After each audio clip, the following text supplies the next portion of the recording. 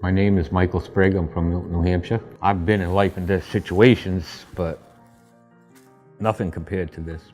When your own body's killing you, that's the way I look at it. I had no idea my aorta was plugged up.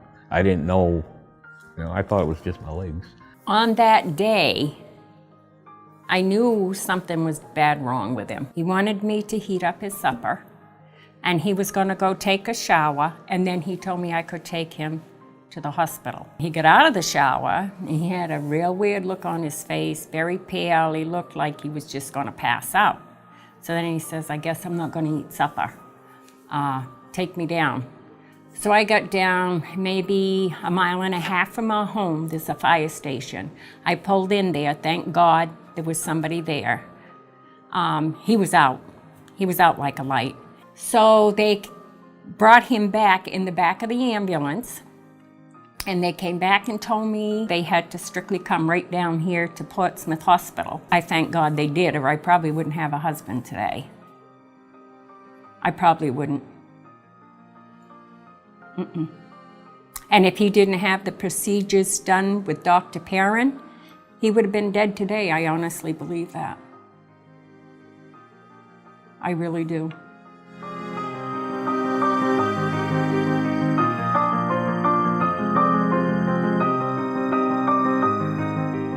My name is Dr. Syed Piran.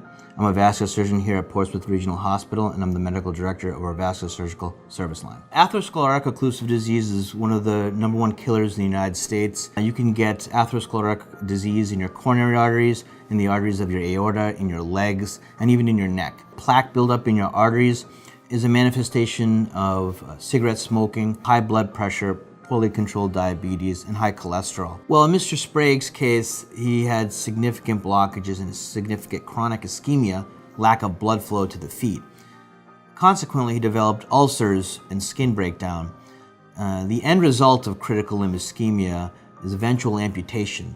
So if left untreated, the tissue in the feet, the skin in the feet, will die and eventually get infected and make him systemically ill. Michael's blockages were in the aorta itself, so the major blood vessel in the belly, and as well as blockages in the main arteries to each leg. The operation that he got was a procedure that was designed to sort of redirect the blood flow around those blockages. So we, make an incision in the belly, and we connect a polyester tube to the aorta above the level of the blockage, and then we reroute 2 little pant legs down to the arteries in the groin that are wide open as well, and bypass all of the blockages in between. The success rate for aorta bifem bypasses is very high. It's sort of tried and true. When we think about success, I guess we measure it in a couple of ways. One is, did it improve the symptoms? Did it help the reason they came here? If they were having pain when they walked, or claudication, did their claudication resolve? 2, if they were having wounds, did their wounds heal?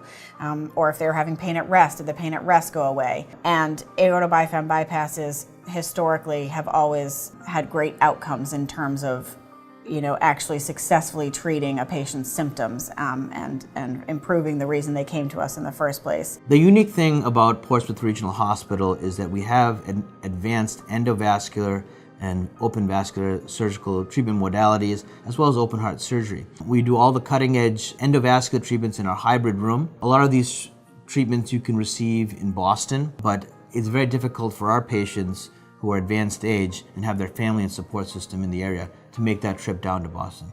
The reason that we exist and what we can provide to the community is the advanced surgical technique that you can receive in Boston, but in the community setting. I think in most patients it's well worth the benefits, and the benefits are improving your quality of life. Once you've recovered from this operation, patients can walk again who haven't been able to walk in years.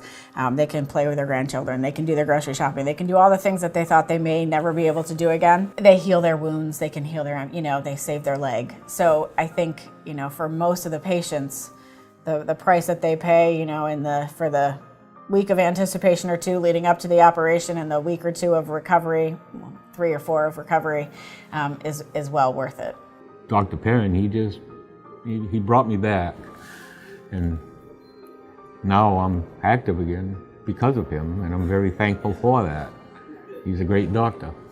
All I can say, if you people are watching this, and I'm not joking, you have any surgery to do to get your arteries unclogged, I can guarantee you, you come to Portsmouth Regional Hospital and Dr. Perrin will fix you and give you your life back and your wife's and children's. That's a fact. If you don't believe it, just try it.